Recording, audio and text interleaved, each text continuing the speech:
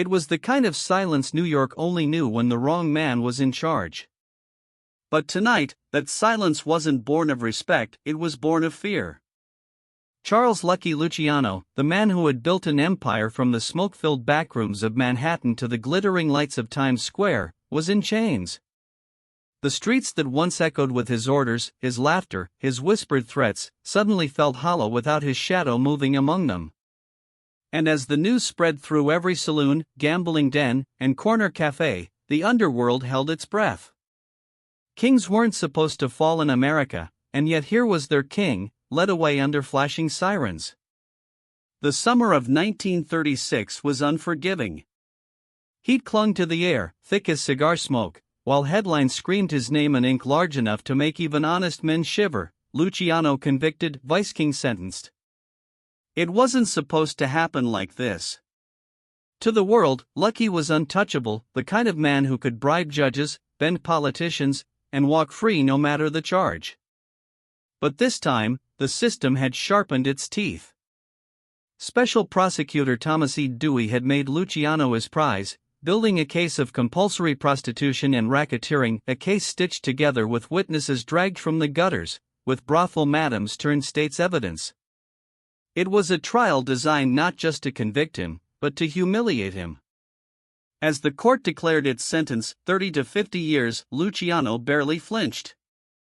His dark eyes, always calm, gave away nothing. The reporters in the gallery wrote about how he looked like a man resigned. But in his head, the storm raged. 30 years? 50? No. He would not be buried alive by these walls. His mind, trained in the alleys of Naples and hardened on the streets of New York, was already calculating. Even in that moment, when chains bit into his wrists and the cell doors slammed behind him, Lucky was not defeated. He was planning. The ride upstate was long, and the train carried him like a trophy. Guards flanked him on every side, armed, alert, sweating under the summer sun. Outside, small crowds gathered just to get a glimpse of him, some cursing, some whispering prayers, others staring with awe.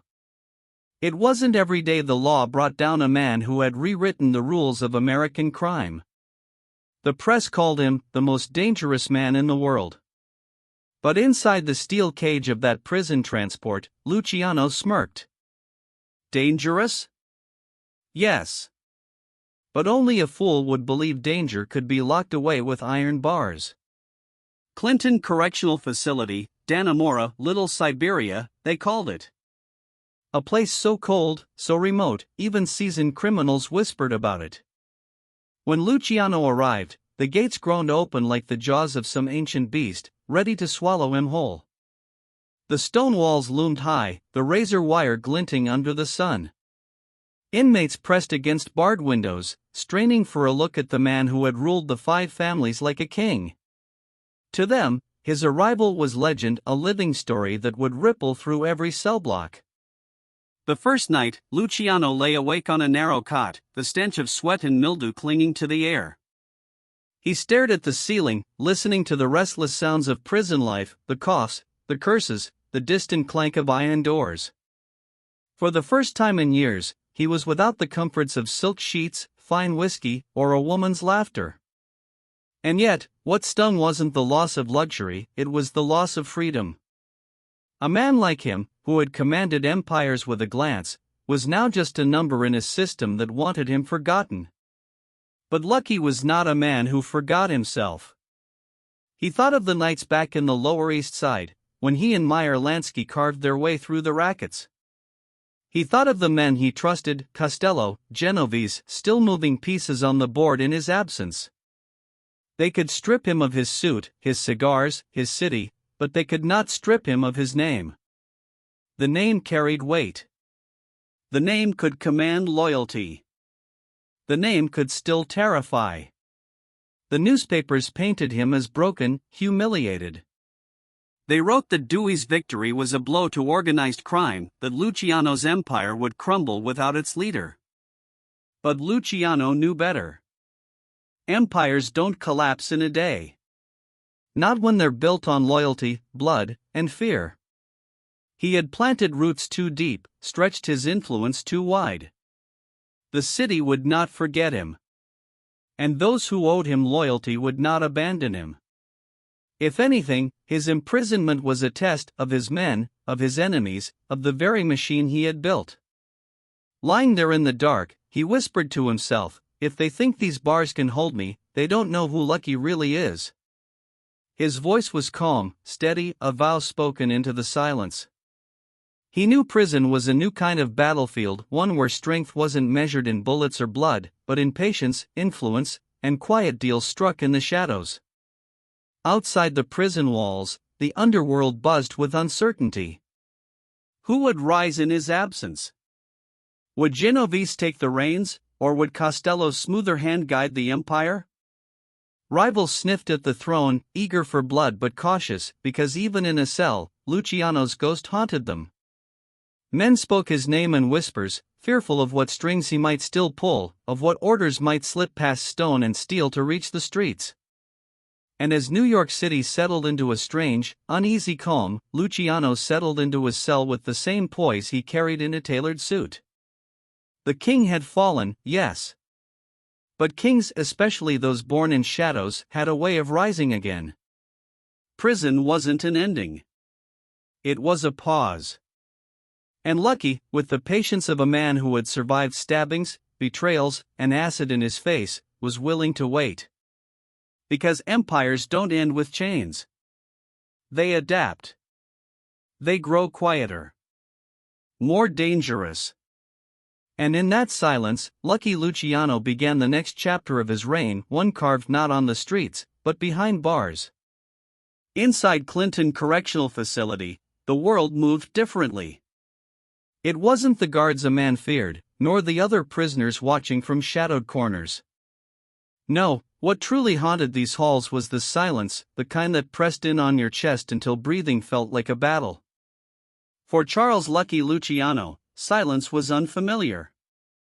He was a man used to the rhythm of city streets, the hum of traffic, the shuffle of nightclub dancers, the clink of glasses raised in smoky backrooms. In here, those sounds were replaced with iron doors slamming shut, boots echoing down concrete corridors, and the slow, endless tick of time. Dannemora was no ordinary prison. Perched in the far north of New York State, its walls rose high against the horizon, gray and cold as if carved from the mountain itself.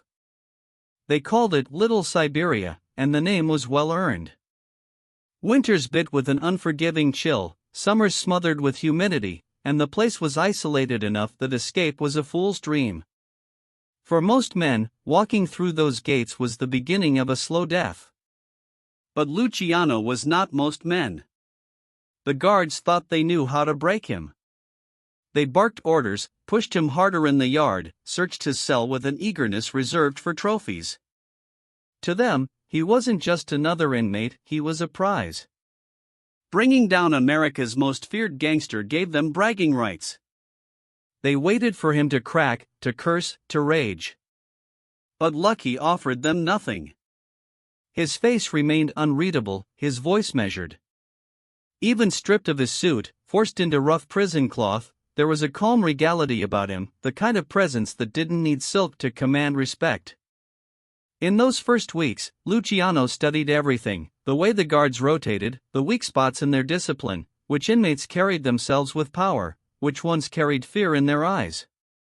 The flow of food from the kitchens, the delivery schedules, even the patterns of the janitors pushing brooms along the hall. Where others saw endless monotony, he saw opportunities. He wasn't here just to survive, he was here to adapt, to learn, to bend the walls until they whispered his name. At night, lying on a cot too narrow for comfort, Lucky let the silence wash over him. Most men hated it, drowning in their thoughts, gnawed by regrets. But for him, silence became a tool. It sharpened his mind, let him reflect on the moves he could no longer make in person. He replayed the trial in his head, every lie told, every witness who turned. He thought of Dewey, that smug prosecutor parading his victory for the cameras. Luciano smiled in the dark, not out of joy, but out of certainty. Men like Dewey thought prison was the end. What they never understood was that power wasn't bound to geography. Power was carried in names, in loyalty, in fear. And his name, Lucky Luciano, still carried more weight than the state of New York could contain. The prison routines were harsh, designed to grind men down. Wake before dawn. March to the mess hall. Choke down food barely fit for animals. Work in the shops, break your back, return to your cage. Yet even in this monotony, Lucky walked with dignity. He never rushed. He never appeared beaten. Other inmates noticed. Whispers began traveling from cell to cell. That's Luciano. The boss of bosses. He doesn't bow his head. Soon, some began nodding in his direction, subtle acknowledgments of respect. In a place where identity was stripped away and everyone became a number, he remained something more, a legend wearing prison gray. There were dangers, of course. Some men wanted to test him. Prison was a breeding ground for desperation, for petty kings hungry to prove themselves. One evening in the yard, a younger inmate made the mistake of stepping into Luciano's space, trying to provoke him with insults. Lucky didn't raise his voice. He didn't throw a punch. He just stared at the boy, calm, unblinking, until the bravado crumbled. That was Luciano's gift, power without noise. In a place where fights broke out daily, his silence was more terrifying than violence. Beyond the walls, the newspapers kept his name alive. Stories about his conviction continued to ripple through the city, but to the underworld, those articles were signals. They knew he was alive. They knew he was waiting. Men like Genovese and Costello understood that silence didn't mean surrender. For them, Luciano's imprisonment was not a burial, it was a test of loyalty. And though Lucky lay on a cot in Dannemora, his mind was still in New York, still running the board in ways no one outside could fully trace. In quieter moments, Luciano thought back to his childhood, Naples, the cramped Lower East Side, the first time he realized the world belonged not to those who begged, but to those who took. The walls around him now were just another obstacle, another corner he'd turn. If he could survive knives in the back alleys, acid on his face, betrayals from friends, then what were a few stone walls? He reminded himself that patience was as much a weapon as any blade. As days turned to weeks, and weeks into months, the prison began to change. Guards who once treated him like dirt now lingered, curious about his composure. Some inmates sought his advice quietly, respectfully, like soldiers seeking a general's counsel. Luciano gave little, careful never to expose weakness, but enough to remind them he wasn't just another prisoner. Slowly, invisibly, the balance shifted. Dannemora wanted to swallow him whole. Instead, it became another stage, one where his legend grew, whispered through cold corridors. In that silence, in those whispers, Lucky Luciano began to rebuild. The world thought him broken, caged. But to Lucky, prison wasn't an ending. It was a classroom. A proving ground. And soon, those walls would whisper more than routine, they would whisper his power. In prison, power shifts with every breath. A man could be a king in the yard one morning and bleeding on the floor by sundown. But Lucky Luciano had lived too long in the jungle of New York streets to believe that power vanished with freedom. He knew one simple truth: a man like him never truly walked alone. Not outside, not inside. Even behind bars, allies could be found if you knew where to look, if you knew how to listen when the shadows spoke. From the very first weeks, Luciano had studied the faces around him with the same care he once used to study a rival boss across a poker table. Every man in Dannemora carried two stories, the one carved on his face, and the one he tried to hide. Lucky read both. He watched the way a man's eyes shifted when the guards passed, the way his hands twitched when another inmate crossed too close. He knew which prisoners were broken and which still had fire. He knew who feared him and who wanted to test him. And most importantly, he knew who could be useful. It began with small gestures. A nod at the mess hall. A seat left open at a table. A cigarette slipped discreetly into his hand. In prison, favors were the language of survival. Lucky never asked outright, never begged, never lowered himself to trade like the others.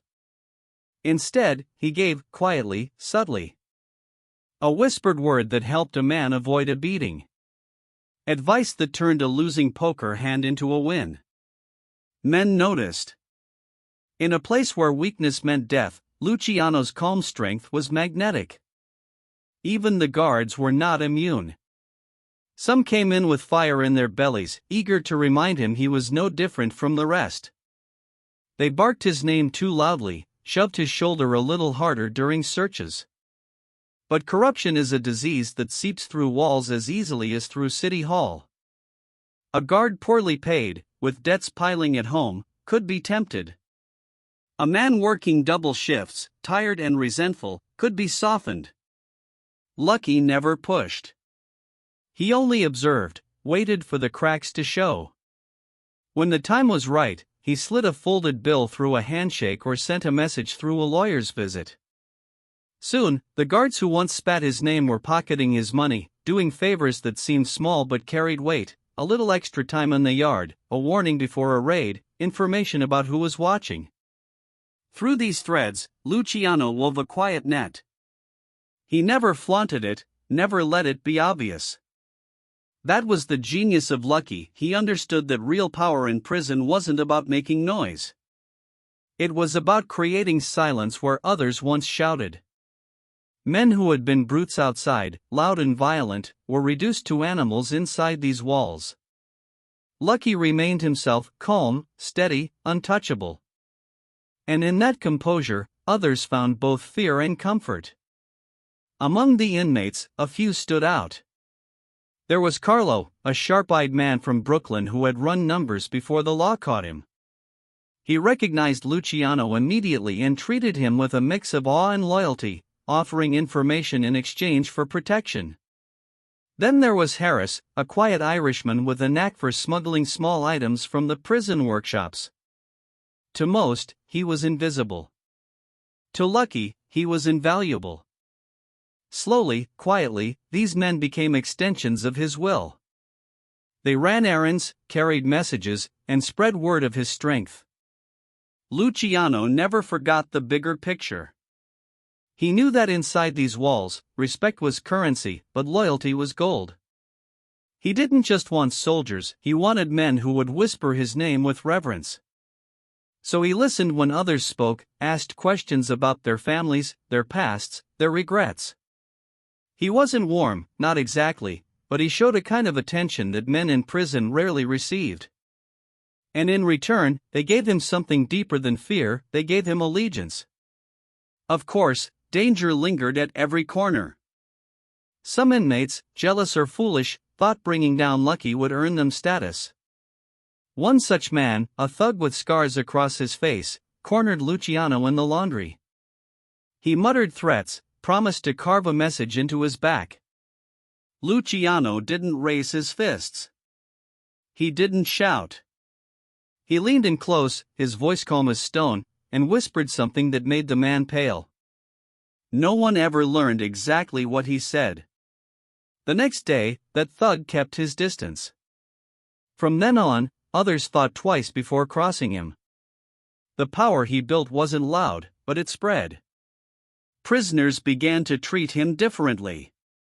Guards looked the other way when he walked past. Even the warden, though he would never admit it, sensed the quiet authority that clung to Luciano. This wasn't a man broken by his sentence. This was a man who had bent even prison to his will. At night, lying on his cot, Lucky allowed himself the faintest of smiles. The world outside might have believed he was gone, buried in stone and steel, but the truth was different. Influence didn't die when chains closed around your wrists. Influence thrived wherever men desired power, protection, or profit. And in a place like Dannemora, those desires were everywhere. Luciano thought of Genovese, of Costello, of the empire still turning in New York. He imagined his name whispered in smoke-filled rooms, in back alleys, in gambling dens. He imagined his silent hand reaching from prison to guide them. Allies inside, allies outside, he was never truly alone. He was the center of a web, invisible but unbroken.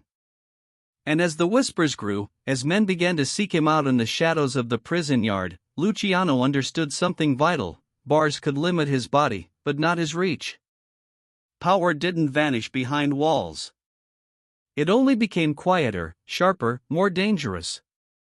In those shadows, in those hushed alliances, Lucky Luciano began to rebuild not an empire of streets and clubs, but an empire of silence. They thought they caged him.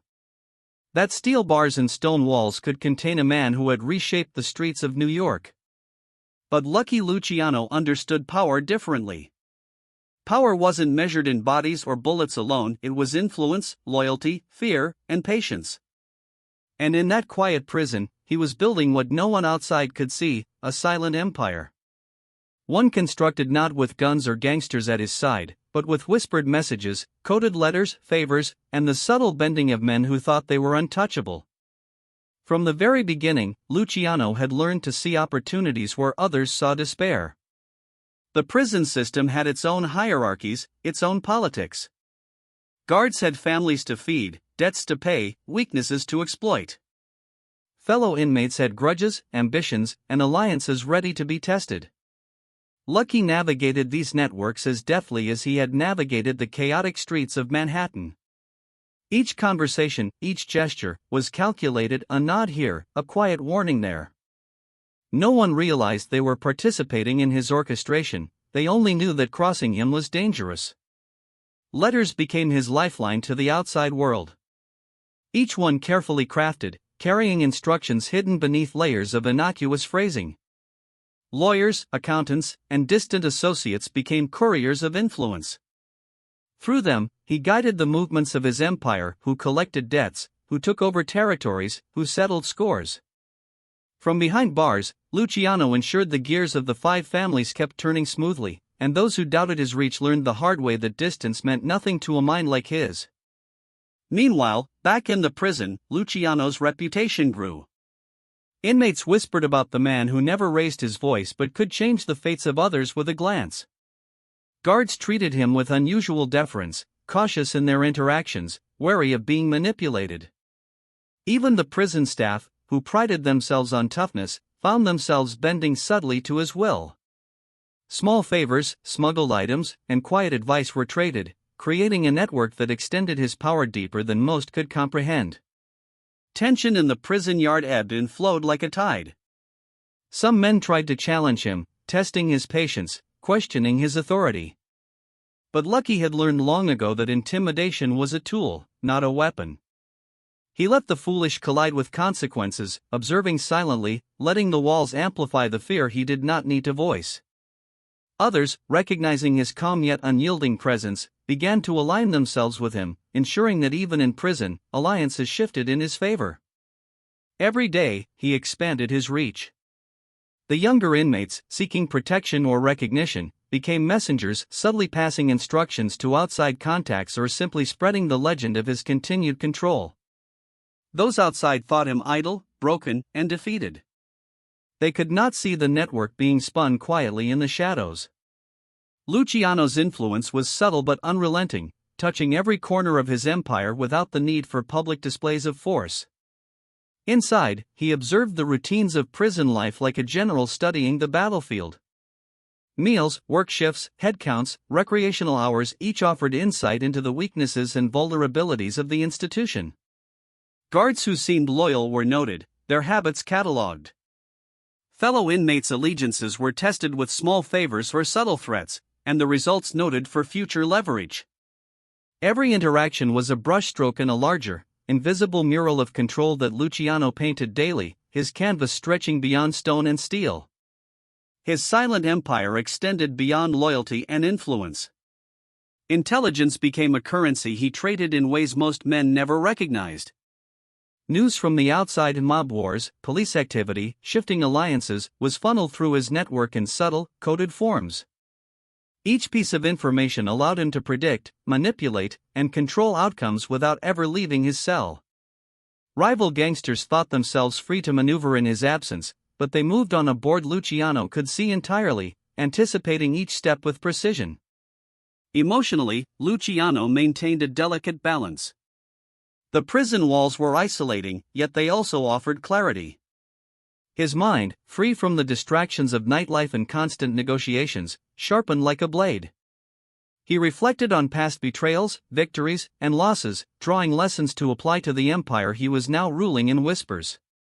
Calm moments between meals, headcounts, and work shifts allowed him to think with surgical precision, planning contingencies for events he would never witness firsthand. The psychological game he played was perhaps his greatest weapon. Men feared him not just for what he had done, but for what he could do quietly, invisibly. That fear kept rivals cautious, allies devoted, and even the indifferent attentive. Luciano had learned that the most dangerous moves were the ones made before anyone realized they were happening. By the time the consequences reached the streets of New York, his empire was already shifting, realigning in ways that only he fully understood. History and culture shaped his methods as well. Born in Naples and hardened in Manhattan's Lower East Side, Lucky combined the old-world cunning of Italian mafiosi with the street-smart adaptability of an American gangster. He understood human nature, power dynamics, and the subtle art of manipulation. These lessons, long practiced in backrooms and alleys, were now applied behind bars with devastating efficiency. The same men who once controlled territory with violence now followed his guidance out of respect, fear, or the understanding that he still owned the game. By the end of his second year in prison, the world outside could barely imagine the scope of Luciano's influence. He had turned what others saw as a sentence into an advantage. While rivals schemed, he manipulated outcomes without moving a muscle. While men clashed for dominance, he remained above it all, orchestrating and predicting. The silent empire he built was a testament to his genius, a network of loyalty, fear, and information that operated unseen but was felt everywhere. And through it all, Luciano's mind remained steady, unbroken. He had learned that walls cannot contain a man who moves in shadows. He had learned that patience, observation, and subtle influence were more powerful than guns or brute force. In the quiet of his cell, he smiled softly to himself. The world believed him caged. The world believed he was powerless. But in truth, Lucky Luciano's empire had never been stronger. Prison was no longer a sentence, it was a stage. Every whispered word, every subtle favor, every carefully timed gesture reinforced his legend. The walls of Dannemora, meant to suppress him, had instead amplified his cunning.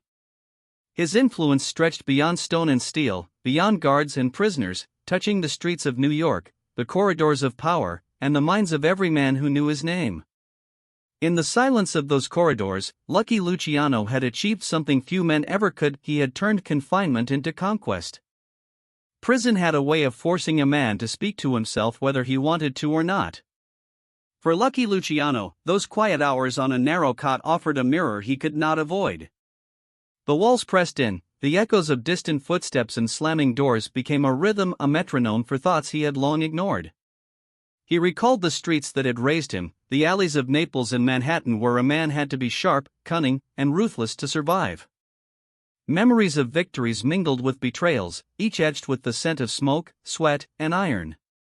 The past, vivid as the present, became both solace and torment. He thought of his rise, a trajectory no one outside could have predicted. The Lower East Side, alive with chaos, had been his training ground. Street fights, hustles, backroom deals, every encounter had taught him a lesson in patience, strategy, and survival. Luciano remembered the first time he realized he could bend men to his will without violence, simply with a look, a word, a gesture. That skill had built his empire. And now, confined to a cell, he understood that empire had not vanished. It existed in whispers, in loyalty, in the fear and respect of those who still knew his name. Luciano's thoughts often drifted to the betrayals he had endured. Men he had trusted, friends who had turned when ambition outweighed loyalty. The faces of those who had wronged him came unbidden, and he studied them carefully in the dark, imagining their fates, replaying the consequences that had unfolded on the streets. Reflection was not mere nostalgia, it was preparation. Every memory, every lesson, was a tool to sharpen his mind, to plan moves that could ripple beyond the prison walls. Yet reflection was not solely about power. Luciano also thought of the people he had cared for, those fleeting connections in a life spent in shadows. He remembered women who had loved him despite his flaws, partners who had understood the danger and charm wrapped into one man. Some had left, some had been taken by circumstance, others by betrayal. These memories, tinged with regret and longing, added depth to his understanding of loyalty and consequence. A man's empire could be vast, but it was the personal ties, fragile and rare, that truly tested a man's character. The prison itself became a canvas for his contemplation. Every clank of the iron doors, every muffled conversation down the corridors offered insight into human nature. Guards, prisoners, staff each displayed habits, weaknesses, ambitions, and fears. Luciano watched, analyzed, and catalogued them in his mind, building patterns and predicting behaviors. In silence, he honed his intuition, sharpened his instincts. Where others saw monotony, he saw opportunity. Every moment became part of a larger tapestry of control and understanding. Nights were the most vivid. The absence of daylight intensified thoughts, magnifying both fear and clarity. The chill in the air, the smell of damp stone, the faint rustle of distant movement, all became companions in his reflections. He would close his eyes and replay the events of his life, from the narrow alleys of Naples to the grand clubs of Manhattan, from the first time he felt power to the first time he tasted betrayal. Each memory was dissected, analyzed, and stored. Luciano knew that insight gained in solitude was often more valuable than action taken in haste. There were moments of dark humor, too. He chuckled quietly at the absurdity of the situation. One of the most feared men in America, now reduced to following schedules dictated by guards, eating meals that would have disgusted a stray dog, sleeping on cots narrower than his pride. But even in the humor, he found purpose. Every hardship could be turned into a lesson. Every restriction, every insult, every slight was another opportunity to learn patience, to strategize, to expand his silent influence. Reflection also allowed him to confront fear in a way the streets never had. Outside, a man could be shot, stabbed, betrayed. Inside, the threats were slower, subtler, psychological. Fear was a constant companion, but one that could be observed, measured, and mitigated. Luciano understood that the mind was both the cage and the key. The walls around him were physical, yes, but the barriers in a man's mind were far more potent. He worked diligently to keep his mind sharp, his resolve intact, and his vision clear. Occasionally, he drifted into moral contemplation. A life of crime left its mark, its questions, its ambiguities. Did the ends justify the means? Were loyalty and respect enough to counteract the violence and betrayal that had defined him? These questions were answered not with absolutes, but with the subtle understanding of cause and effect, power and consequence. Luciano's reflections were never passive, they were active, shaping the man he was becoming behind the bars. And as dawn crept through the high windows, painting lines of light across the cold stone floor, Luciano prepared to face another day. Reflection had strengthened him, sharpened his purpose, and clarified his plans. The empire outside still moved, still required guidance. The world continued without pause, but Luciano's mind was awake, active, and ready. His silent power was growing, built not on visible acts, but on the deep understanding of men, systems, and himself. In the end, these nights of introspection became the foundation of his survival. Where other men might crack, despair, or lose themselves to the monotony, Luciano built clarity, patience, and strategy. Reflection was not an escape from prison, it was a conquest within it. Each thought, each memory, each whispered insight into human behavior added another brick to the empire he was constructing quietly, invisibly, unshakably. By the time the lights dimmed and the corridors of Dannemora settled into the rhythm of sleep, Luciano had done more than survive. He had reinforced his dominance, expanded his vision, and transformed confinement into a period of unparalleled mental growth. The silent hours were his allies, the darkness his confederate, and in this space, Lucky Luciano became more dangerous, more cunning, and more unstoppable than ever before. Even in prison, the streets of New York whispered to Lucky Luciano. Names, rumors, threats all carried on the wind like smoke curling through the alleys he once ruled. His absence had left a vacuum, and men hungering for power moved with caution, but also ambition. Genovese, Costello, and a host of lesser players jostled to claim scraps of influence, testing loyalties and seeing who would bend under the weight of opportunity. Lucky had anticipated this. Even from Dannemora, he could sense the tremors of rivalry, the tension in whispered phone calls and coded letters, the subtle shifts in alliances that marked the beginning of new power struggles. The city outside had never been kind to ambition, but it had always rewarded cunning. Luciano had built his empire with both, blending ruthlessness with a mind that could see 10 moves ahead. Now his rivals were forced to act cautiously, knowing that every bold maneuver could be anticipated. Yet ambition is a fire that often blinds men to danger. Some underestimated the reach of a man behind bars. They assumed distance meant weakness, and weakness meant opportunity. These assumptions would cost them dearly. In the outer world, Genovese began consolidating power with precision. He moved carefully, courting former allies, subtly pressuring rivals, and keeping a watchful eye on emerging threats. Costello, more measured, relied on diplomacy and influence, ensuring that businesses continued to flow and that law enforcement remained distracted by lesser disputes. Both men understood that Luciano's ghost still lingered, a presence invisible yet omnipotent, and neither wanted to be the first to draw the attention of a mind still sharp behind stone walls. Despite the careful maneuvers, tension in the underworld escalated. Rivalries that had been latent now bubbled to the surface, spurred by whispers of Luciano's weakened state, by the illusion that a king without freedom was a king dethroned. Men tested alliances, questioned loyalties, and even plotted murders. But the genius of Lucky lay not in overt control, but in subtle orchestration. Through trusted messengers, coded notes, and loyal lieutenants, he guided moves from prison, anticipating the ambitions of rivals and ensuring that no man acted without consequence. Back in Dannemora, Luciano observed these developments with clinical precision. Each rumor, each news clipping, each visitor bearing information was processed, dissected, and catalogued. He saw patterns in ambition, cracks in loyalty, and opportunities to reinforce his network. Guards who had initially dismissed his presence now unknowingly assisted him, carrying messages, turning blind eyes to subtle communications, and providing intelligence. Even in confinement, Luciano had turned Dannemora into a vantage point from which he could oversee the chessboard of the 5 families. Rivals acted, of course, sometimes with audacity, sometimes with clumsy aggression. One particularly daring attempt involved a push for territory that had long been under Luciano's influence.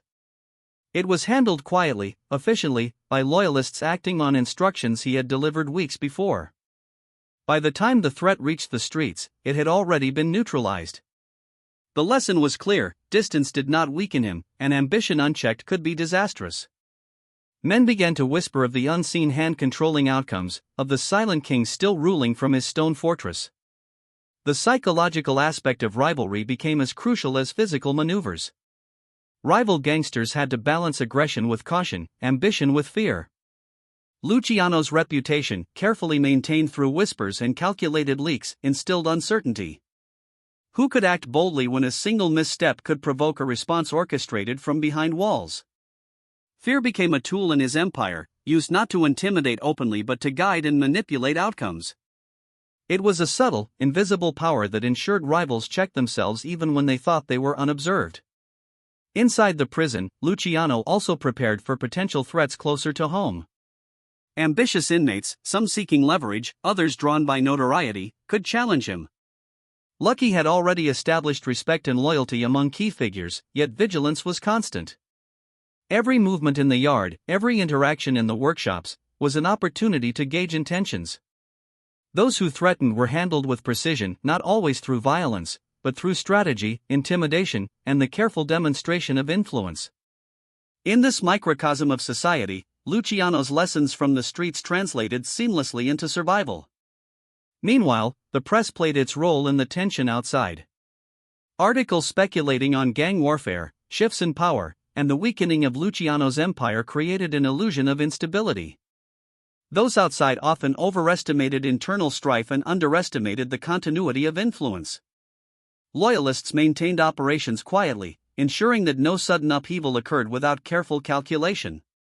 Even as newspapers painted a picture of chaos, the empire functioned smoothly, invisible, yet omnipresent. Historical context shaped the stakes. The Prohibition era had ended, but the structures of organized crime adapted, transforming illicit profits into legitimate businesses and clandestine influence. Law enforcement remained a constant, unpredictable factor, with prosecutors like Dewey still wary of the ghostly reach of Luciano. Every move, both by rivals and by allies, had to account for these variables.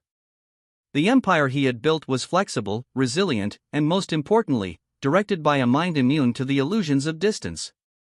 Emotionally, the tension of rivals at the gates reinforced Luciano's resolve. He remembered the street fights, the betrayals, the narrow escapes, and realized that confinement had not dulled the instincts that had made him a king. Observation replaced action, patience replaced recklessness. He understood that survival and dominance were not about brute force alone, but about anticipation, manipulation, and the orchestration of human desire and fear. Each rival, each ambitious man outside the walls, became a piece in a larger, carefully managed game. By the end of this period, it was evident that Luciano's empire, though physically constrained, remained a dominant force. Rivalry did not diminish his control, it highlighted it. Men who assumed freedom equated to power learned to respect the unseen authority that dictated the outcomes of their schemes. Every action in New York, every shift in alliances, bore the invisible imprint of the man in Dannemora. In this dance of ambition and caution, Luciano's genius was clear: rivals at the gates were not threats to be crushed openly, but instruments to be guided, tested, and controlled. Each challenge, each maneuver reinforced the structure of his empire, the loyalty of his allies, and the unassailable reputation he had forged over decades. Prison could contain his body, but it could not contain his power. And as the city outside teetered between ambition and fear, Luciano remained calm, patient, and omnipotent in his quiet fortress. Rivals would act, mistakes would be made, and through it all, the silent king would continue to reign. Even behind bars, the wheels of business never stopped turning for lucky Luciano. Prison, with its rigid schedules and constant oversight, seemed designed to suppress initiative and creativity. But Luciano had long understood that opportunity often hid in plain sight, waiting for a man clever enough to recognize it. Deals were made not just in boardrooms or smoky clubs, but wherever information flowed and ambition collided. Dannemora, austere and foreboding as it was, became an unlikely arena for negotiation, strategy, and influence. The first principle of his approach was subtlety. No brash declarations, no threats shouted across corridors. Every interaction had to be measured, every word chosen with care. A nod here, a casual remark there, or even the quiet passing of a note could be enough to alter the course of events outside the prison walls. Allies in the yard became intermediaries, messengers, and negotiators, carrying instructions or gauging loyalties among other inmates. Through these silent transactions, Luciano ensured that his empire continued to function without revealing the full extent of his control. Outside, the stakes were just as high. Rival factions jockeyed for power, unaware that the kingpin they thought neutralized remained orchestrating outcomes. A shipment of alcohol that had long been under Luciano's oversight required careful handling. Any misstep could ignite violence. Through letters and trusted lawyers, instructions were delivered with coded precision. Each deal had to be executed flawlessly, balancing profit, loyalty, and secrecy. Those who handled these transactions knew that even minor mistakes would not go unnoticed. Negotiation in this context was a delicate dance. Allies and rivals alike were tested through subtle pressure points. Luciano understood human nature intimately. Fear, ambition, greed, and respect were the currencies of influence.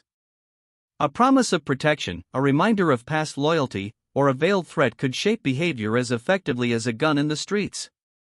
Even inmates within Dannemora were drawn into this network, negotiating favors, smuggling items, or gathering information, all of which extended the reach of Luciano's empire.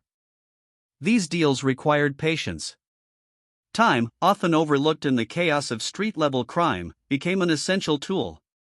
Luciano could wait for months, observing and calculating, letting rival factions make moves that revealed intentions and weaknesses. When the moment arrived, he would act or instruct others to act, with precision that minimized risk and maximized gain. The slow rhythm of prison life became an asset rather than a hindrance, allowing him to plan with a clarity impossible amidst the noise of the outside world. Even small gestures carried weight. A seemingly casual conversation with a guard might yield insight into outside pressures or movements. An ally's casual remark could indicate shifts in loyalty. Luciano catalogued everything meticulously, aware that details overlooked could unravel the most intricate of plans. Each minor exchange was a thread, and he was weaving them together into a tapestry of influence and control that stretched far beyond his cell. The psychological component was equally crucial. Deals were not just about material gain, they were about perception, about establishing who held authority even when unseen. Those who knew Luciano's reputation understood that compliance was often voluntary, born from respect or fear. Every successful transaction reinforced his dominance, every misstep by rivals subtly demonstrated the cost of ignoring his unseen hand. His empire's continuity depended as much on reputation as on tangible action. Historical context provided lessons that Luciano applied with precision. He understood the evolving landscape of organized crime. Prohibition had ended, law enforcement was adapting, and legitimate enterprises had become entangled with illicit ones. Deals required sophistication, discretion, and foresight. Luciano's experience in both illegal and semi-legitimate businesses allowed him to navigate these waters with ease. He leveraged knowledge of political connections, law enforcement blind spots, and rival ambitions to craft agreements that advanced his interests without exposing vulnerability. Inside the prison, Luciano also honed the art of leverage. Favors exchanged quietly became tools for negotiation. A guard owed a debt that could be converted into information or leniency. A fellow inmate sought protection or assistance that could secure loyalty or service. Every deal, no matter how small, had the potential to ripple outward, influencing larger strategies and shaping outcomes in subtle, almost invisible ways. Emotionally, the process of making deals in the dark reinforced his patience and cunning. He learned to detach from the noise of immediate gratification, recognizing that long-term influence outweighed short-term gains. Confidence grew with each successful negotiation, each subtle maneuver that preserved his authority. The quiet triumphs of invisible victories provided more satisfaction than public recognition ever could. Luciano understood that true power did not demand applause, it demanded results. By the end of each day, the empire continued to move guided by hands he could not see, but whose origin everyone understood. Deals concluded successfully, information flowed along invisible channels, and rival factions adjusted their strategies, often unknowingly following the path Luciano had laid for them. His silent empire remained dynamic, resilient, and expanding, proof that control was as much about intellect and patience as it was about muscle. And as he lay on his narrow cot at night, Luciano allowed himself the faintest sense of satisfaction. Prison, designed to strip men of power, had instead become the perfect incubator for strategic mastery. Deals in the dark ensured that the empire outside continued to thrive, that rivals were monitored, that loyalty was secured, and that every move advanced his influence. In this quiet, calculated manner, lucky Luciano transformed confinement into an arena of unseen conquest, proving that a man's mind could never be imprisoned.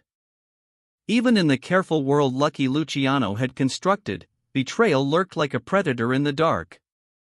Power, loyalty, and fear were tools, yes, but they were also temptations for men who underestimated patience, cunning, and experience. Every empire, no matter how silent or unseen, faced threats from within. And Luciano knew better than anyone that the greatest danger often came not from rivals outside, but from those closest to you, the allies who might one day trade loyalty for opportunity. It began subtly. A whispered conversation here, a suspicious glance there, a favor requested that seemed innocuous but carried hidden demands. Inmates, guards, even lawyers, each interaction had potential for deception. Luciano's instincts, honed over decades in New York's underworld, detected the faintest tremors of treachery.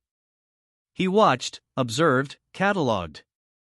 Betrayal was rarely loud, it was subtle, a poison dripping slowly into the veins of trust.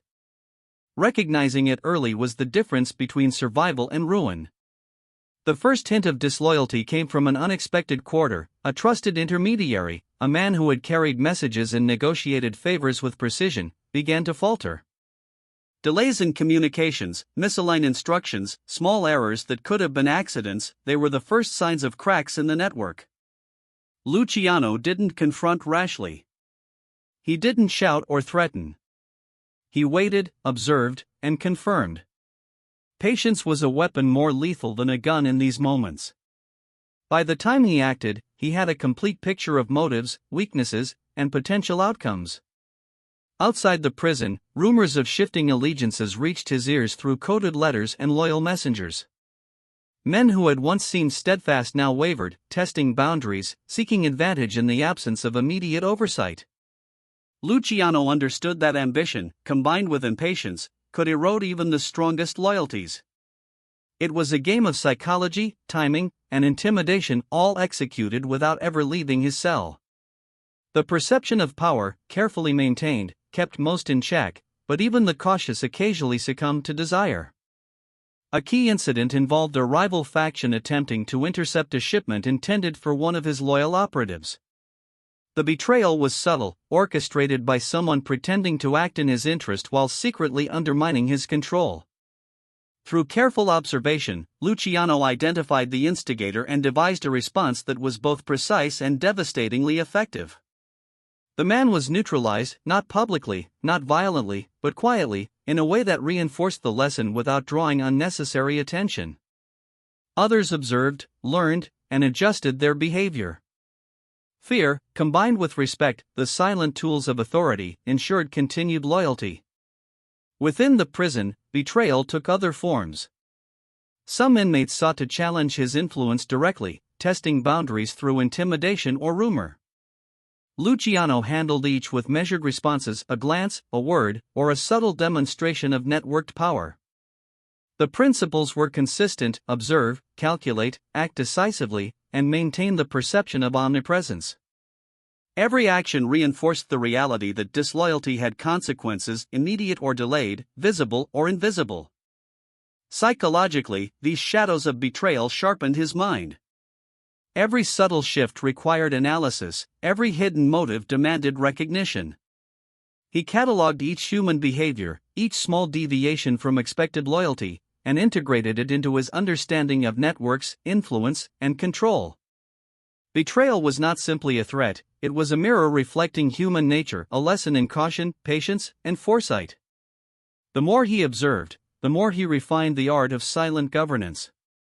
Emotionally, betrayal was a test of composure. A lesser man might have lashed out, sought vengeance recklessly, or lost faith in his influence. Luciano did none of these. His calm, deliberate approach transformed potential crises into opportunities.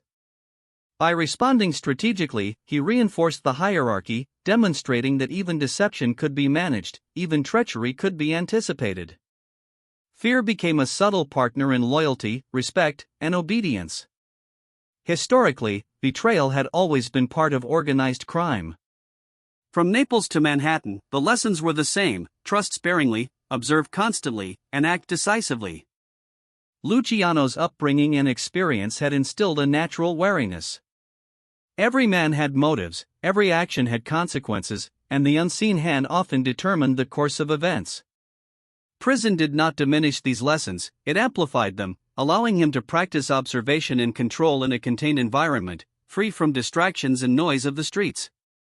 The most dangerous betrayals were often couched in friendship or loyalty.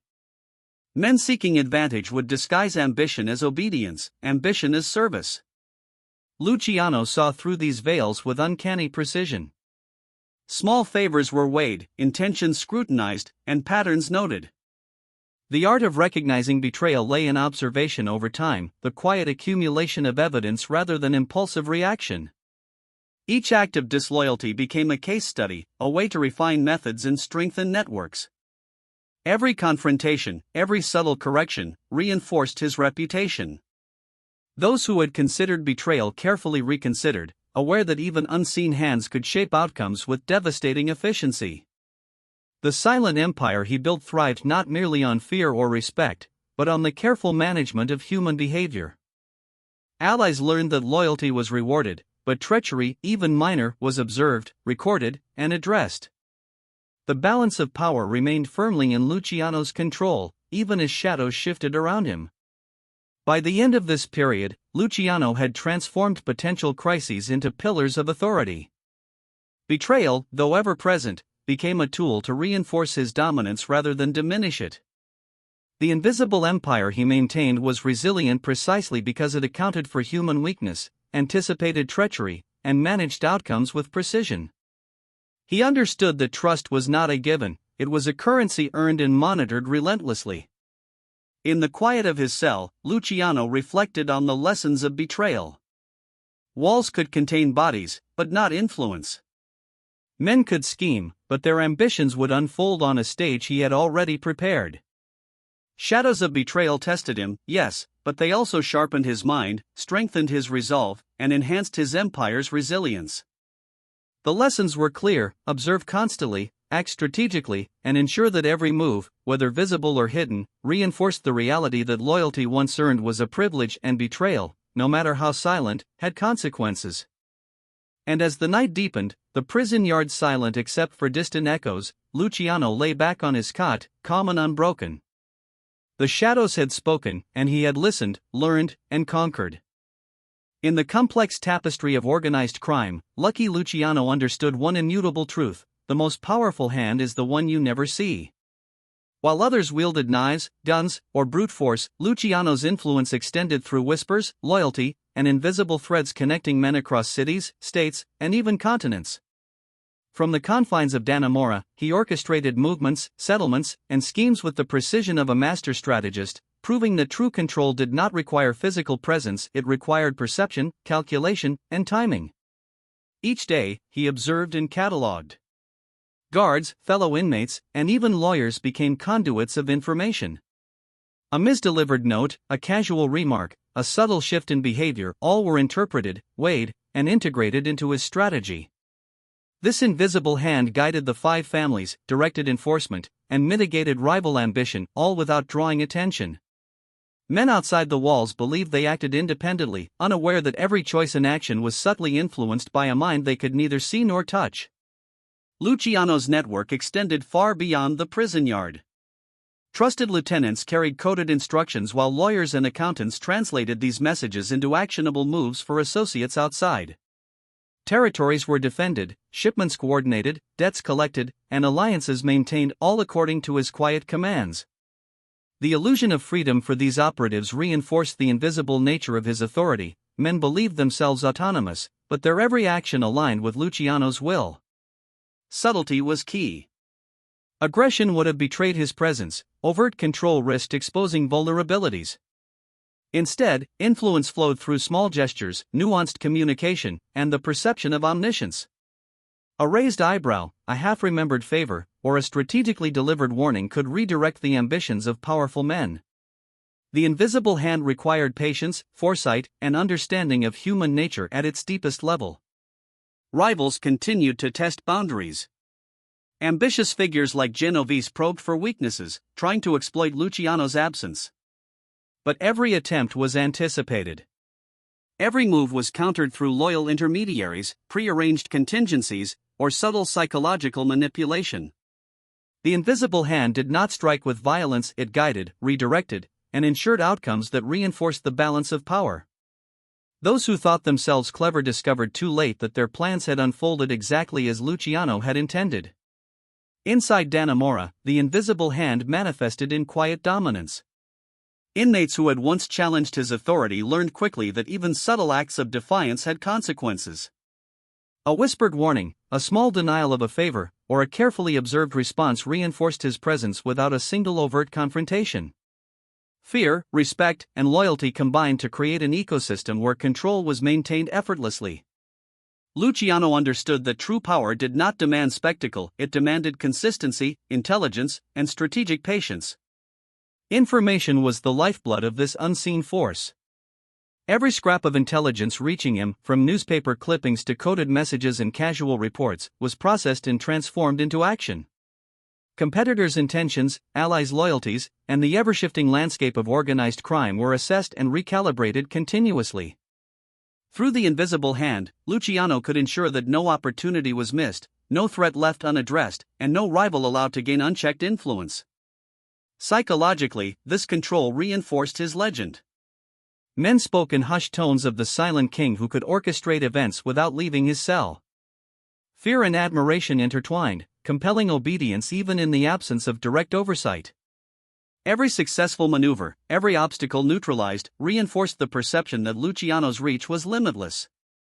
The invisible hand was more than a tool, it was an extension of his persona, a manifestation of intellect, patience, and strategic mastery. Historical context amplified the significance of this influence. Prohibition-era networks had evolved into sophisticated operations, combining legitimate business, political connections, and clandestine enforcement.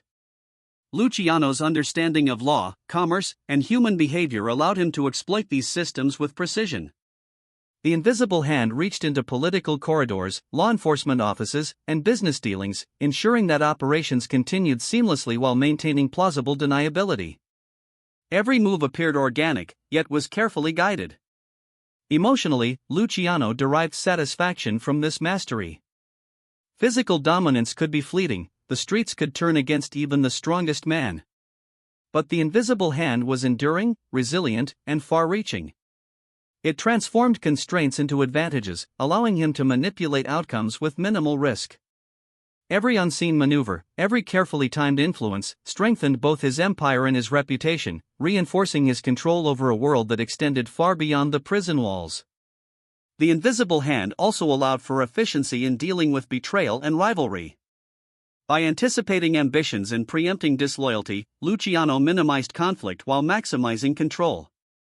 Allies were guided subtly, rivals redirected without confrontation, and every action reinforced the network of loyalty and obedience he had painstakingly cultivated. Power exercised invisibly required no spectacle, no violence, only the relentless application of strategy and foresight. As the days turned to months, Luciano's influence solidified. The streets of New York, the corridors of political power, and the underworld's shifting alliances all moved in patterns that reflected his will. Competitors acted as though free, but their actions aligned with the carefully orchestrated design of a man they could neither see nor oppose. The invisible hand was everywhere, a silent force shaping outcomes, protecting interests, and maintaining the delicate balance of loyalty and fear. In his cell, Luciano reflected on the nature of this power. Physical imprisonment could never contain a mind capable of such foresight, analysis, and subtle influence. The invisible hand was proof that control was a matter of intellect, observation, and patience. While men outside relied on aggression, numbers, or intimidation, Luciano relied on understanding, anticipation, and the art of influence. The results were absolute, unseen, yet undeniable. By nightfall, the empire continued to turn, guided by strategies executed from shadows. Rivalries were monitored, loyalties reinforced, and operations maintained with precision. Luciano had proven that a man's reach need not be measured in proximity, muscle, or fear alone. The invisible hand, silent yet omnipotent, ensured that his authority remained unchallenged, his empire intact, and his legacy unbroken. And as the lights dimmed in Dannemora, Luciano's mind remained active, calculating, and unstoppable. The empire moved according to his will, every action a reflection of his strategic genius. From his cell, he proved that true power requires no spectacle, only a mind capable of seeing, anticipating, and guiding the world in ways others cannot perceive. Dominance, Luciano had learned long ago, was rarely demonstrated through noise or spectacle. True power thrived in silence, in the subtle impressions left on men's minds, and in the perception of inevitability. Even confined within Dannemora's unyielding walls, he exercised authority that reached far beyond the prison yard. Quiet dominance was not about intimidation alone, it was about presence, influence, and the unspoken understanding that actions, even small ones, carried consequences orchestrated by a man whose mind could not be contained. Each day, Luciano navigated his surroundings with calculated calm. Inmates, guards, and visitors quickly learned that subtle gestures or minor interactions carried weight. A glance could redirect behavior, a casual remark could signal approval or warning. He had transformed the monotony of prison life into a theater of control, where his presence was felt even when he said nothing. Observation was key. Every movement, tone, and reaction became data, cataloged and analyzed for patterns that could be exploited or managed. Quiet dominance extended outward as well. Outside, loyal operatives continued to execute plans with precision, guided by Luciano's silent commands. Territories were defended, shipments coordinated, and alliances maintained, all without the need for his physical presence. Rivals were aware that while he might be behind bars, his influence was pervasive and unyielding. Ambitious men learned that overt action could be miscalculated, that patience and observation often yielded more power than rash aggression. In the prison yard, even minor interactions reinforced authority. An inmate seeking influence quickly realized that deference was rewarded, while overreach was quietly corrected. These corrections were subtle: a delayed favor, a pointed remark, a strategic conversation with another inmate, but their impact was profound. Men learned to navigate the invisible structures of power Luciano had established, understanding that compliance was not merely prudent but necessary for survival. Historically, quiet dominance had been the hallmark of successful mob leaders. The street fights, barroom brawls, and high-profile hits were the visible surface of control, but the true art lay in influence, perception, and strategy. Luciano's upbringing in the chaotic streets of New York, coupled with years of observing both enemies and allies, had taught him that noise often betrayed weakness. Quiet, calculated action, reinforced by the perception of omnipotence, was far more effective. Even rival factions testing boundaries found themselves subtly guided or restrained. Genovese and Costello maneuvered cautiously, aware that their ambitions were monitored by a mind that could anticipate moves several steps ahead. Their actions, seemingly autonomous, were influenced by the invisible hand of Luciano's strategy. Quiet dominance allowed him to shape the underworld without direct confrontation, ensuring that outcomes favored his interests while minimizing risk. Emotionally, this approach reinforced patience and composure. Unlike overt displays of force, which could provoke retaliation or escalate conflict, quiet dominance demanded self-control and meticulous observation. Each interaction, each subtle adjustment, strengthened his authority without unnecessary exposure. The satisfaction came not from fear or spectacle, but from the seamless orchestration of influence, where outcomes unfolded exactly as intended. Inside Dannemora, Luciano also leveraged human behavior to maintain control. Inmates who challenged him were never humiliated publicly; instead, lessons were delivered subtly, reinforcing hierarchy without creating overt resentment. Trust and respect were earned through consistency, reliability, and the perception that he was always aware. Quiet dominance was as much psychological as it was practical, a constant reinforcement of his unassailable presence. The mechanics of this influence extended beyond the prison walls. Correspondence, coded messages, and intermediaries allowed Luciano to direct operations, manage rivalries, and secure alliances. Each instruction was carefully worded to avoid revealing the extent of his oversight while ensuring that actions aligned with his strategy. Men on the streets operated as if autonomous, yet every significant movement reflected the direction of the silent king behind bars. Subtlety and patience were complemented by strategic timing. Luciano knew when to intervene and when to let events unfold. By allowing minor challenges to reveal intentions, he gathered intelligence while reinforcing the perception of untouchability.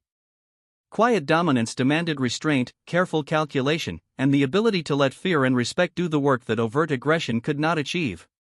Every measured response, every invisible nudge, reinforced his authority in ways that men outside, and even within, rarely fully understood. Emotionally, quiet dominance provided a sense of invincibility that physical prowess alone could never achieve.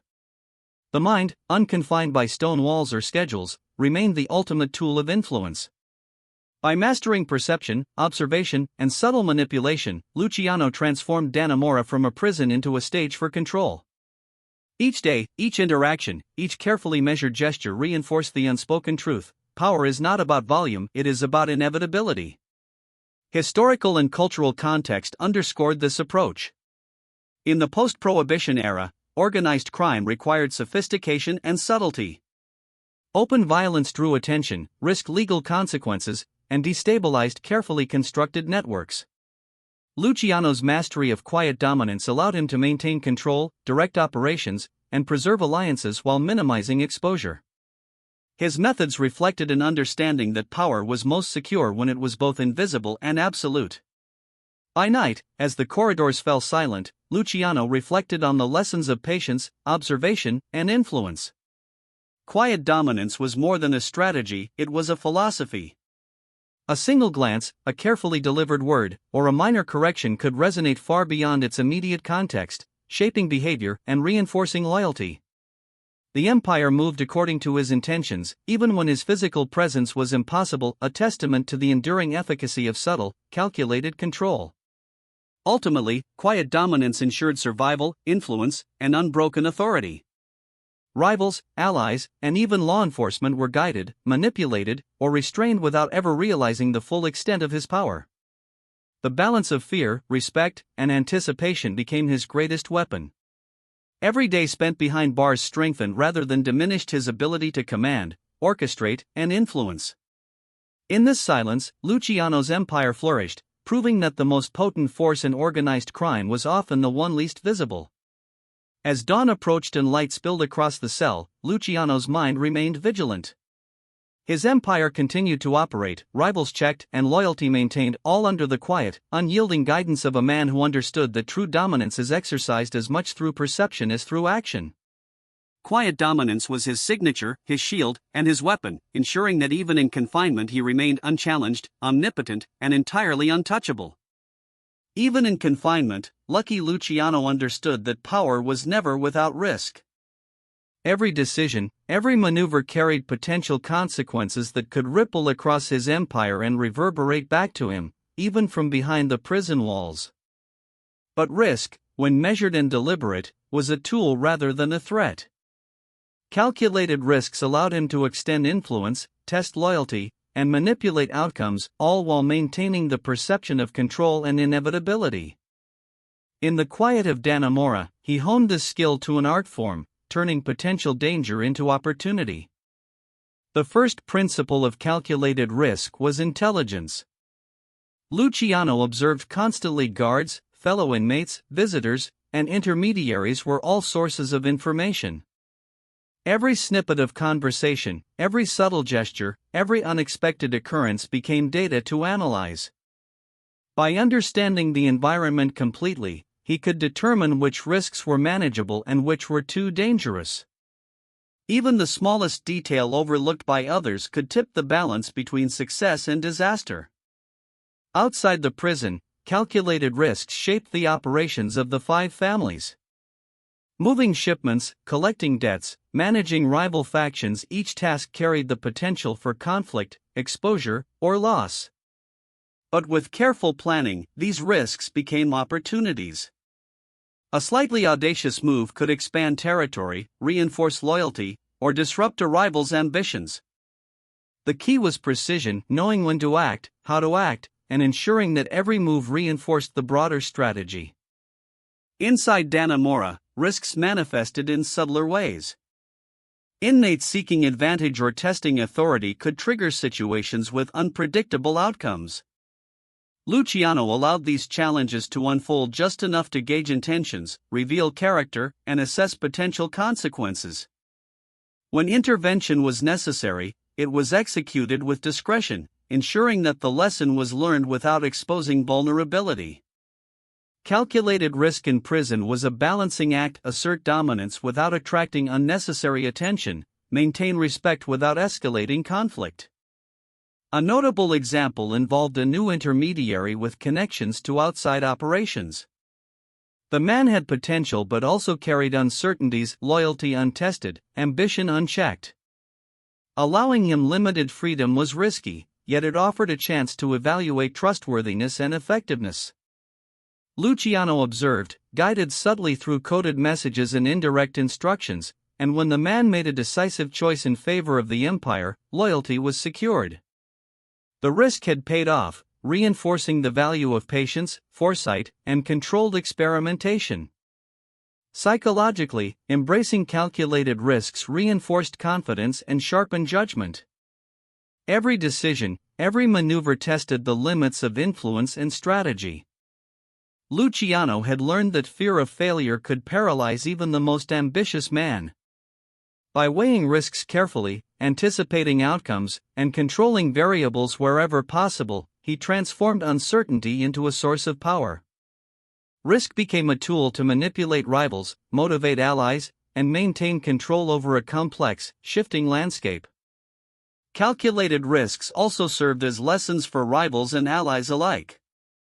Outside the prison, ambitious figures learned that even bold moves were anticipated and countered by strategies invisible to them. Inside, inmates observed that decisions made with patience and insight outweighed impulsive aggression. Risk, when managed expertly, became both a teaching instrument and a measure of competence. Those who acted recklessly exposed themselves, while those who understood the subtle calculus of danger flourished under Luciano's guidance. Historical context magnified the stakes. Post-Prohibition organized crime had evolved, intertwining with legitimate businesses, political influence, and law enforcement oversight. Missteps could invite legal scrutiny, provoke violent reprisals, or destabilize alliances. Luciano's understanding of these variables allowed him to deploy risk strategically, exploiting gaps, anticipating vulnerabilities, and ensuring that every move advanced the empire while minimizing exposure. Risk was never reckless, it was deliberate, informed, and executed with precision. Emotionally, the practice of calculated risks reinforced discipline and composure. The thrill of a successful maneuver was tempered by awareness of potential consequences, creating a measured satisfaction that sharpened instincts and strengthened resolve. Each risk taken, each challenge navigated, enhanced the perception of invincibility.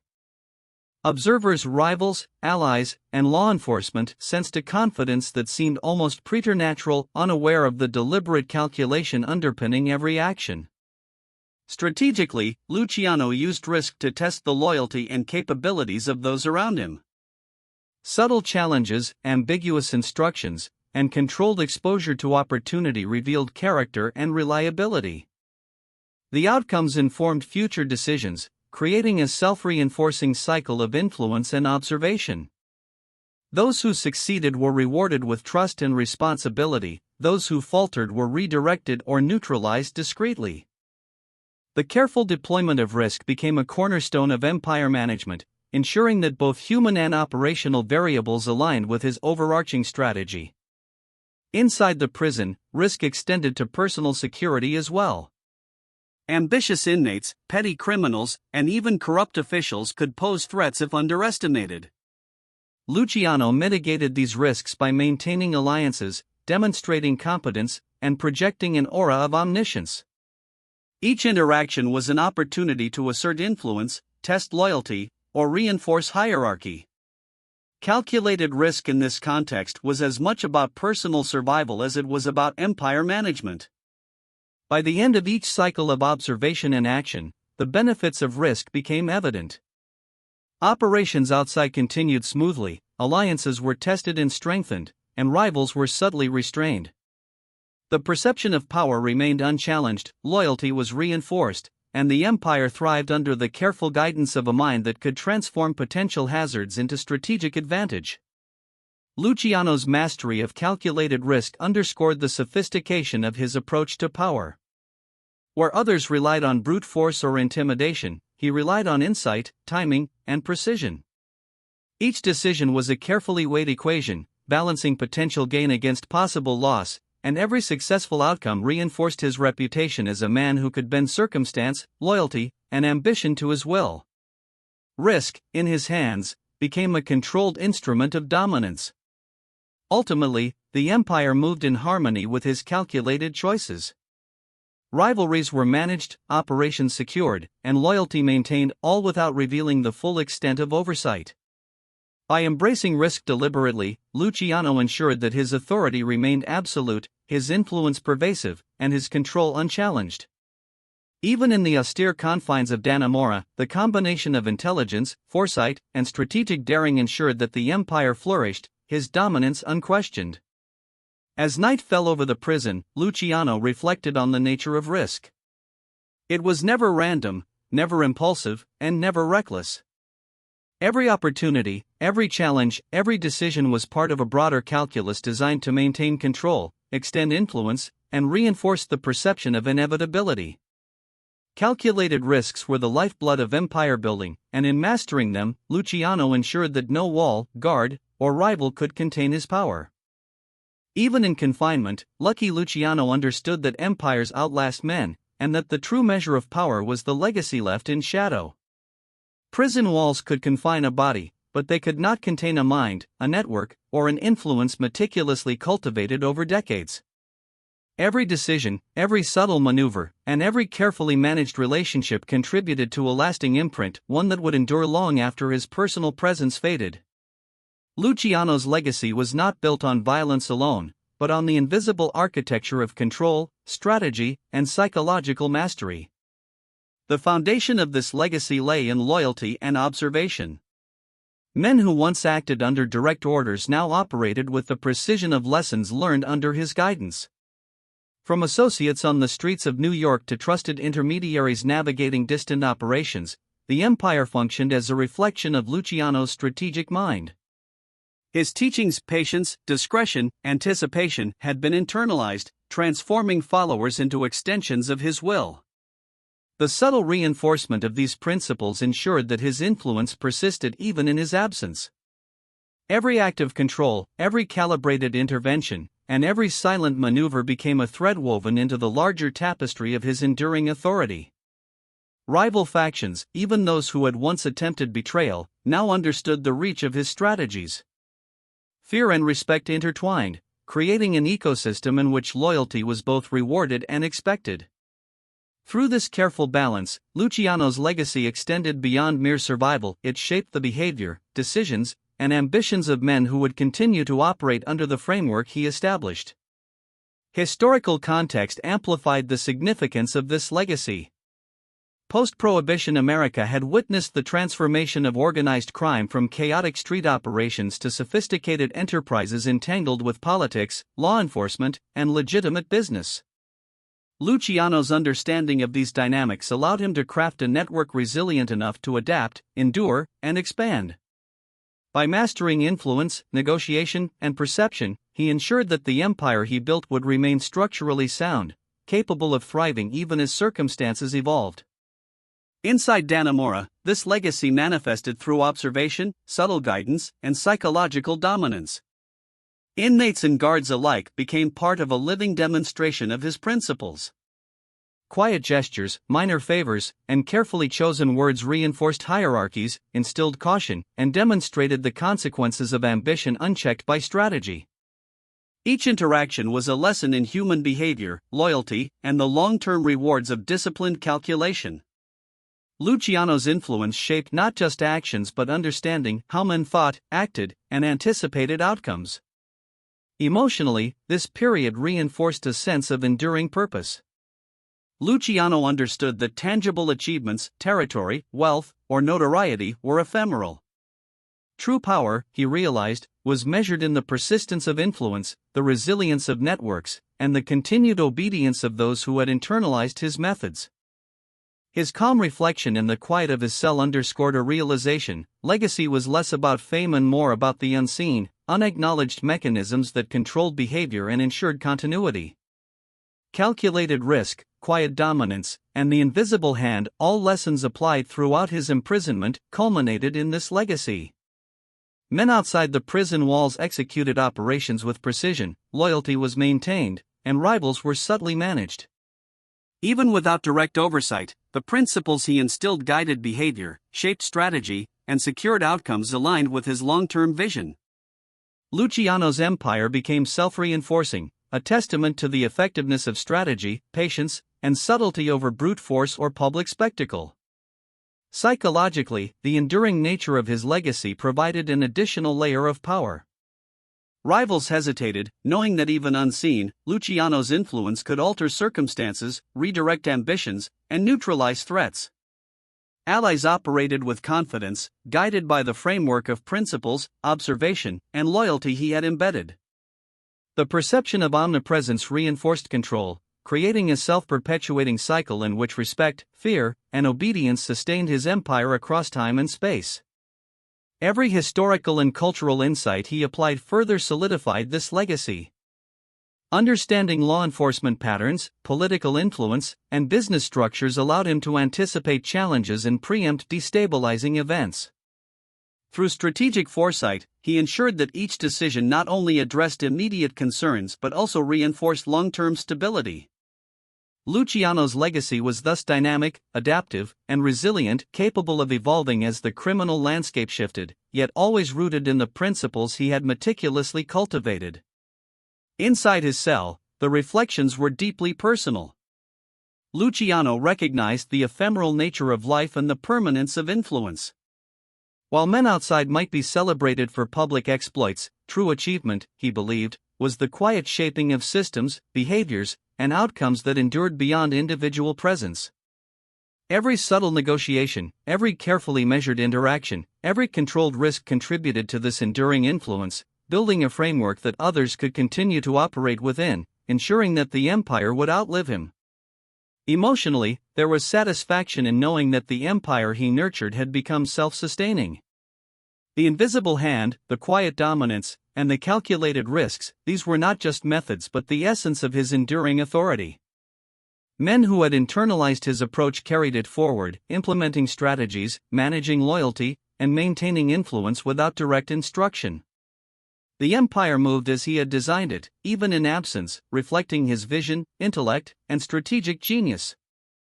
The final component of legacy was reputation. Luciano's name, whispered in respect and caution, carried weight far beyond personal presence.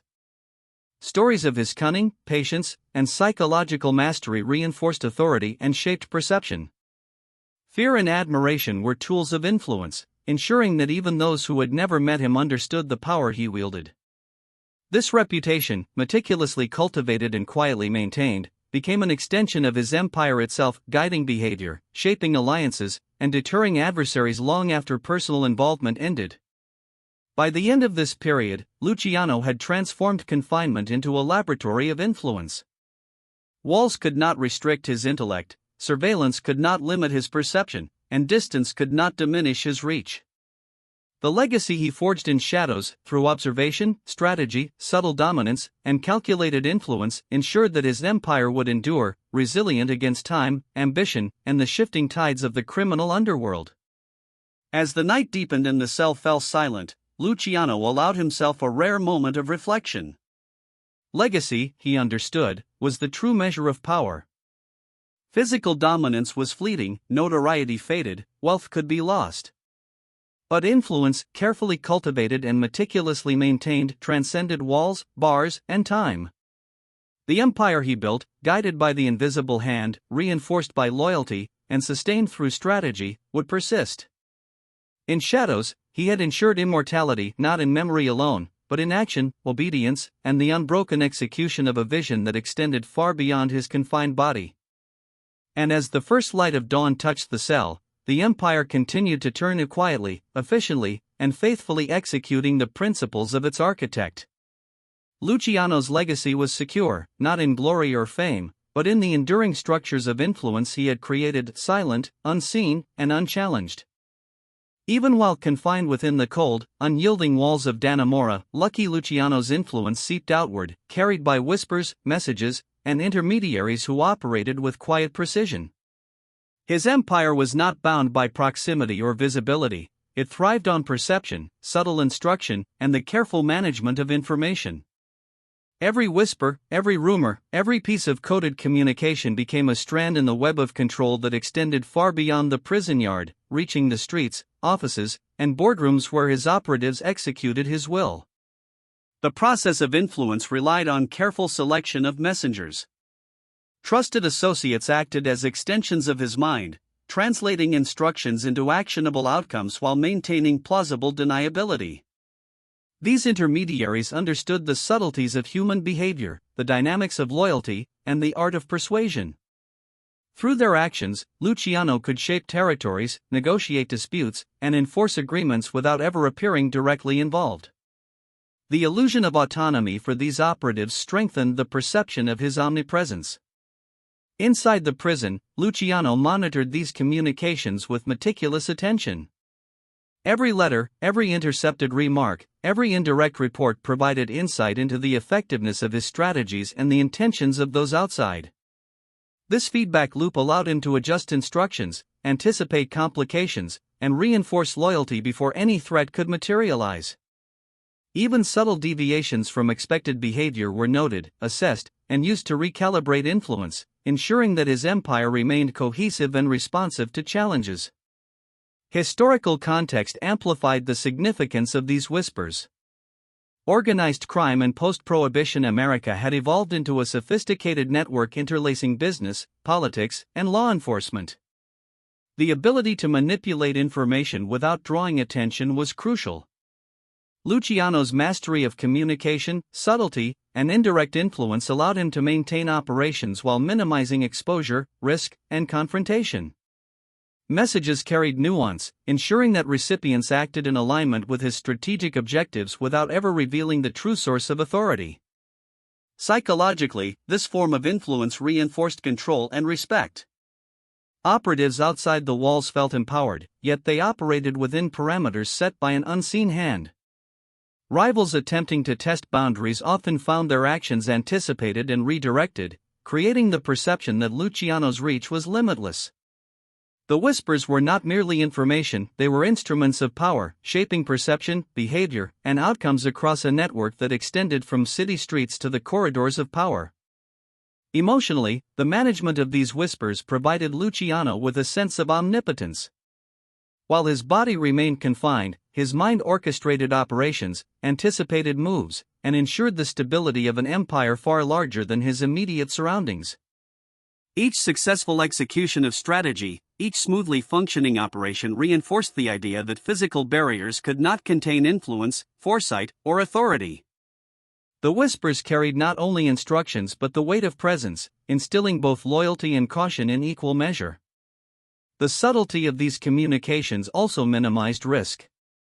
By influencing outcomes indirectly, Luciano avoided overt conflict, reduced exposure to law enforcement, and protected his network from internal disruption. Ambitious figures testing the limits of loyalty were gently redirected, mistakes were corrected discreetly, and alliances were reinforced without public confrontation. The whispers became a method of governance, allowing him to maintain control while avoiding unnecessary escalation or spectacle. Inside Dannemora, these mechanisms of influence were mirrored in personal interactions. Luciano's observations of inmates, guards, and visitors informed adjustments in strategy, providing insight into the efficacy of the broader network. Even small, seemingly insignificant exchanges could reveal patterns of behavior, loyalty, and ambition.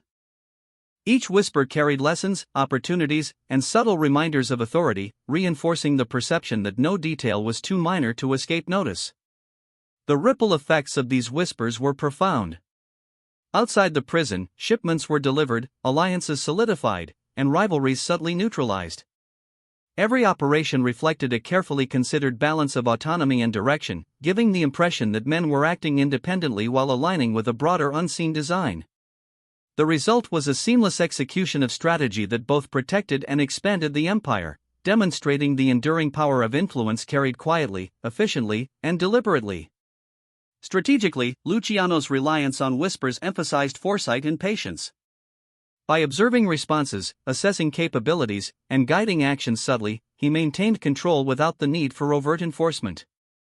Every whisper was an extension of the invisible hand, ensuring that outcomes unfolded in accordance with his vision while maintaining the perception of freedom and choice among his operatives. Loyalty, fear, and respect became intertwined, creating a resilient and self-reinforcing network that required minimal direct intervention. Emotionally, the whispers provided a constant sense of engagement and mastery. While many might feel constrained by imprisonment, Luciano experienced a different reality, one in which influence, strategy, and foresight extended across cities and networks. Each successful maneuver reinforced the principle that true authority need not rely on visibility or physical proximity. It thrived in perception, anticipation, and subtle manipulation of events and people. Historical and cultural awareness guided the content and timing of these whispers. Understanding law enforcement scrutiny, media coverage, and the tendencies of allies and rivals allowed Luciano to craft messages that achieved maximum impact with minimal exposure. The whispers reinforced not only operational objectives but the psychological dominance required to maintain stability, loyalty, and control across a sprawling network. As these subtle communications continued, the empire solidified. Men outside acted decisively yet cautiously, reflecting lessons internalized from years of observation and guidance. Rivals adapted or hesitated, aware that even unseen actions could carry consequences. Allies executed strategy with confidence, yet understood that their decisions were aligned with a broader framework of authority. The whispers ensured that the network functioned seamlessly, proving that influence, carefully channeled, could extend far beyond physical constraints. By nightfall, Luciano reflected on the nature of these subtle threads of control. Each whisper, each coded message, and each indirect instruction reinforced the architecture of his empire. Physical confinement could not diminish intellect, foresight, or strategic capacity. The empire moved according to his design, demonstrating that true power lay in perception, anticipation, and the ability to guide outcomes from shadows. The whispers beyond the walls symbolized more than strategy, they embodied the essence of Luciano's approach to power. Invisible, deliberate, and omnipresent, they ensured that influence persisted, decisions aligned with intention, and the empire thrived without the need for overt assertion. Through these subtle channels, Luciano transformed imprisonment into a vantage point, observing, guiding, and sustaining a world far larger than his cell. And as the prison yard fell silent, the messages traveled unseen, the network remained intact, and the empire continued to turn according to the will of a man whose influence transcended walls, guards, and distance. The whispers ensured that Luciano's power remained pervasive, resilient, and unchallenged, a testament to the enduring potency of subtlety, strategy, and vision.